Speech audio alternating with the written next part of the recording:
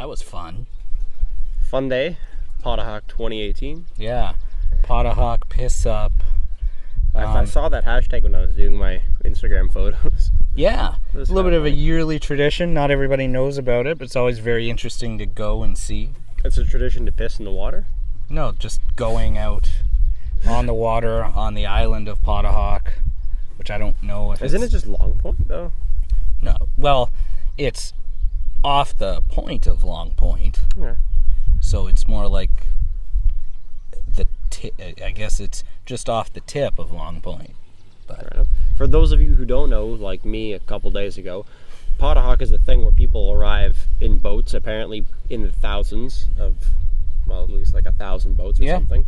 And then they just park all along the shore, and then people can walk in between where all the boats are, and there's a lot of drinking, there's a lot of like Mardi Gras style bead giving, but for tit flashing and well, that's the way it is in Mardi Gras too. I guess, and then there's lots of foam cannons and crazy. Yeah, I'd never seen the shenanigans. foam cannon before. The foam cannon was new. It was interesting.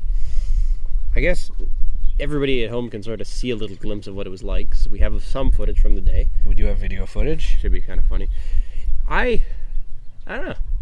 I guess it is exactly what I probably should have expected. I didn't really have much expectations going into it, but it was pretty good. It even on the bad years, because there are some years where it's not as warm, or the weather isn't as good, or it's really windy, so the waves are choppy. Once you're out there, it's still reasonably good spirited and fun. And It would have been interesting if there was like a section of land where you could walk up, because I'm sure people might have like pulled out barbecues or like did something more. yeah, it's not that beach isn't really made for walking up. Too bad. And as of just a little bit ago in checking, the OPP have reported no major incidents. So Although we did almost see some guy get chopped up by the props on a motor, yes, we did. because he was climbing up the ladder as the boat was taking off, and the propellers were about a foot away from his hands and feet. It's very dangerous. Yeah, I don't know. There's lots of very stupid drunk people. Yes. It's not good. Lots of sunburnt people. I'm fortunate in that regard, as I'm already so tan from work. I don't think I can get any more tan, so it sort of saved me from that. But I had to be, a little bit of a wussy, but I'm scot-free in the burn area. well, I use sunscreen too. I wouldn't really want to take a chance. Nah, being out in the sun for that long, it's not safe. No, definitely not. I don't think the UV index was that high either. But you mix a little bit of the sun, a little bit of the booze. You might take a nap in the sun like some people did, and then you end up getting fried. Oh yeah. I've slept in the sun before. Well, passed out in the sun before, and it's not good. Yeah.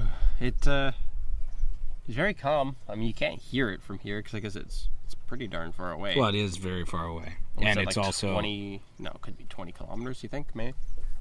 I don't know. If I had to guess, That'd be a good guess. I'll measure later, maybe. And I mean, it's some people will stay out till tomorrow, but at this point, Pottahawk 2018 has basically concluded. Yeah, a lot of people are putting like hashtags for the weekend on, so I guess people are up here like from Friday, Saturday, and Yeah, some people park it on Friday and don't leave till Sunday night. if you have like a houseboat or something, I can understand why that would be. Well, yeah, the houseboat would make sense if you were sleeping on a boat for 2 nights. That'd be a lot of alcohol. Mm-hmm. Interesting other fact is that since this Pottahawk was brought to you by Landshark Basically. in Margaritaville, I'm now leaving with more alcohol in my cooler than I came with. It doesn't even fit my cooler anymore. They gave away so much stuff. My main man, Jimmy Buffett, making sure that the beach partiers stay thirst quenched. Yeah. And he probably didn't even know that it existed. Probably not, but But thank you, Jimmy Buffett. yeah. They made, was it for the koozie? I don't know what it was for, but they made my dad show a talent. Show a talent. Yeah, so him and I sang the chorus of Margaritaville. That's not. Yeah. Okay. I just had to give beads to see tits, so Well, yeah, there's it that. doesn't require talent, but No. but now at least I guess they're up to a higher standard. They gave out, well, a perfect game of beers. Yeah, they gave out beer koozies, hats, these foam hat things. They had a bunch of balloons. They had sunglasses. Did they have shirts? Yeah, Anita got a shirt. Oh, The alcohol is good. The alcohol makes sense. It keeps the party going. But it's the merchandise that they give out that actually makes a ton more sense because people are going home with it. So people who may not have known that Landshark beer existed as a brand will now have all this Landshark swag. Yeah. But they also get to try Landshark beer. Which, that's true. To be honest, tastes like a lot of other generic beers, and it's not really that special. But at least it was free, and free beer is better than any beer. Free beer is better, but letting people try beer is great. But it was warm. Yeah, that was a flaw. Like, they put it in these little, like, almost a pool. Yeah. Like a beer pool that floated on top of the water. If they could have filled that thing with ice. They could have. That would have been fantastic. Now, they were there all day, so I would wonder how they would get that much ice. So I'll give them that. But. Yeah. At least at first. And then, then they had the canned margaritas, too, which I think were actually even better than the beers. Oh, the canned margaritas are great. Because it's a tall can compared to the regular beer can. And, yeah. It's nice to have a big container. I wouldn't want to be constantly going through beers because the idea is you get off your boat and you might have something to drink in your hand and you're just going to walk down the line of boats. And it took us probably like half an hour to get to the one side, the one we went the furthest we did, the one part. Yeah. But so you want to have a drink that lasts you a while at least if you're going to be wading through the water. Or a cooler. A portable cooler. Lots of people wear backpack coolers. Yeah. Bud Light had their like special backpack coolers, whatever, in their beer boxes, which came in handy. No, there's lots of different ways of going about it, and I mean, I'm glad that you were able to finally come. Yeah, I mean, I didn't even know it existed last year, but I'm glad I got to come finally too. Well, it's mostly trying to get Tila to come for the past few years, and she said no, and then last year, and now this year. Well, look, if you look behind us, there's a boat coming into the harbor. Yes. The boathouses here are like falling over. Like, it is a sad scene. It is a sad scene, but they pay a premium for it. Yeah. Well, you're saying something along the lines of they can't make them again, basically, because it's a protected area. Like, they're not allowed to build new structures. They can't build permanent structures anymore after they fall down. Or torn down. See, at least it'd be nice if you could renovate the things, because like the roofs are all caving in and they're looking awful. It doesn't help that the water has rose so far and so high that. Oh, careful with that. Is it dead? Yep. Okay, so far and so high that the water has rose so far, so high that has actually hindered the boathouse experience. Like, we have the wooden whatever. There's people waving in the background. Canadians. Yeah, we have the like just wooden planks that are making our walkway higher. Because the original walkway in the boathouse is underwater. Yeah. And it's never safe when you have electronics in there, too. I blame global warming. It's all the icebergs melting. Making like Erie Teller. Yes. That's why Pottahawk Island is just trees in the middle of a sandbar. That was interesting, yeah. There's some sandbars and there's just an island that's only trees. And that's about it. There's no room for anything else. You can't even walk up to it. No. I remember years ago you used to be able to actually walk on the island, but it was always in pretty rough shape. Dogs would come back and they'd all be covered and stuff. Like ticks or? Well, ticks were always the fear.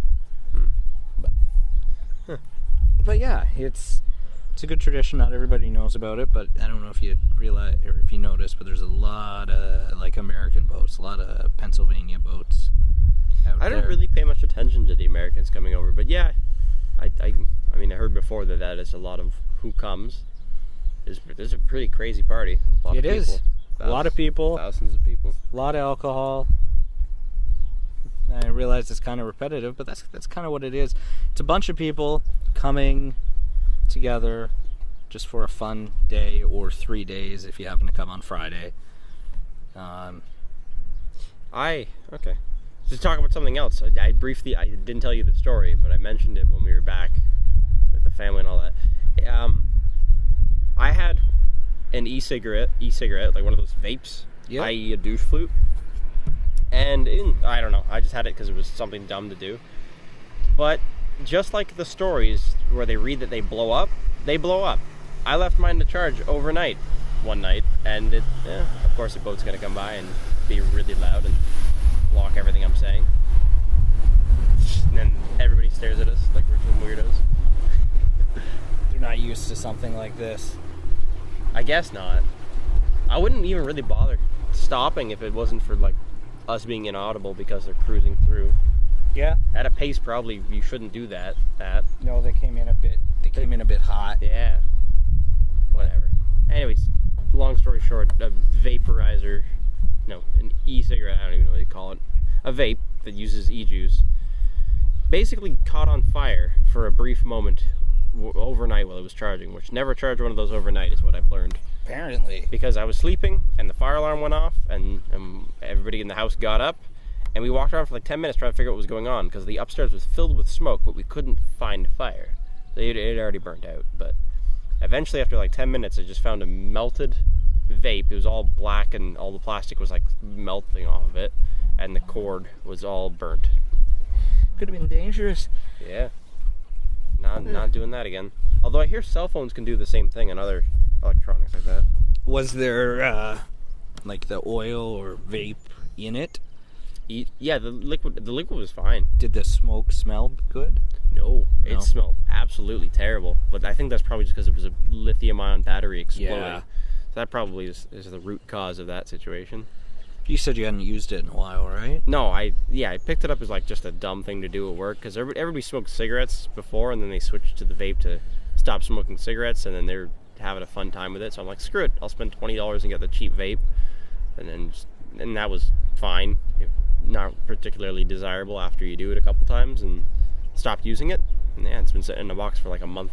So maybe buying the cheap vape wasn't a smart idea? No, it's lithium. It's just the way that I think they're just cheap electronics in general. Even if you spend like $200 on the thing, they're not very well made.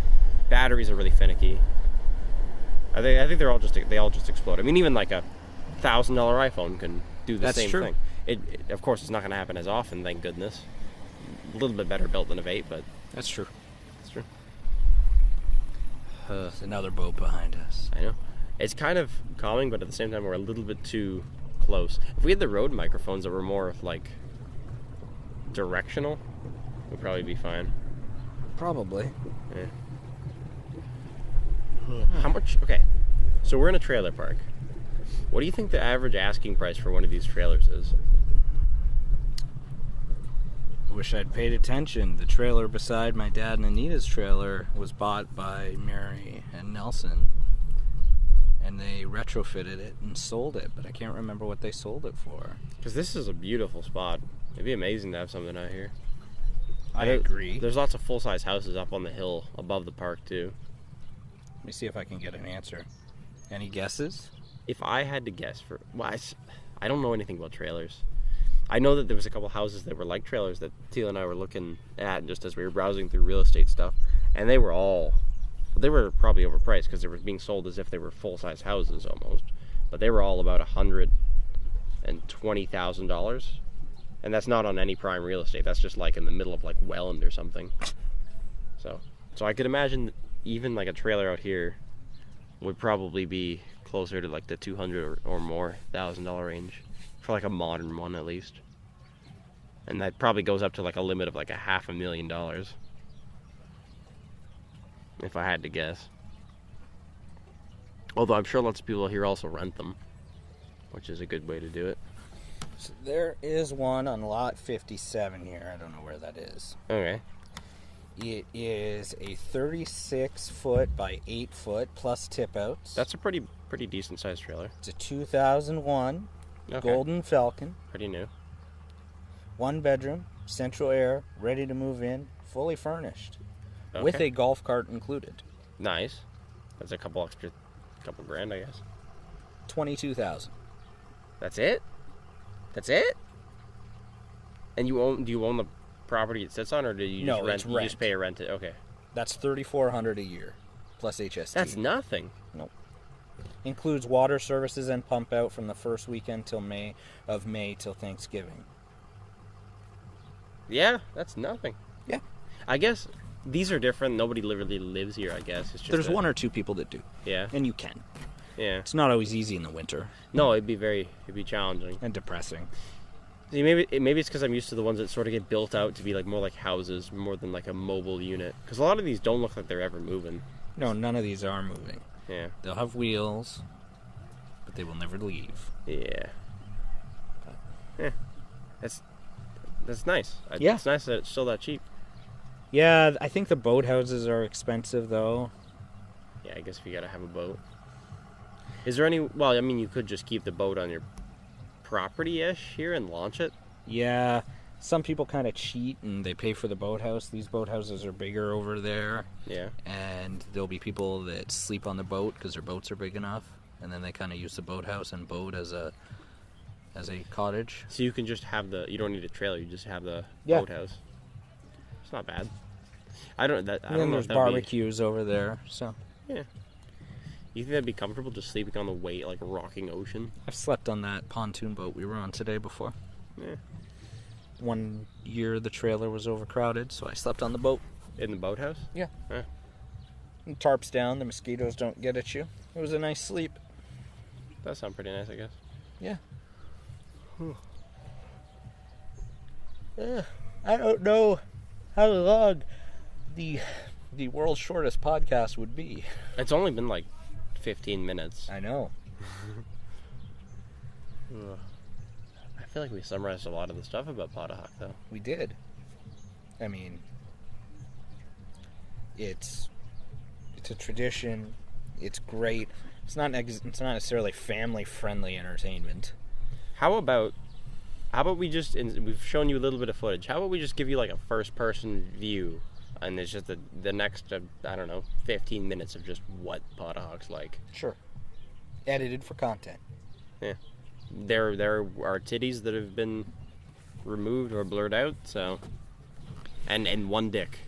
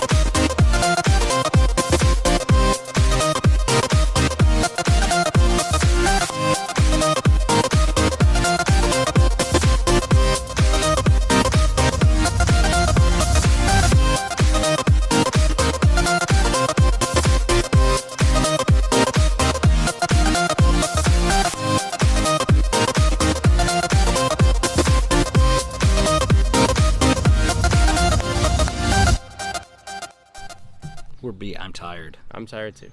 Have a good night, everybody. Have a good night.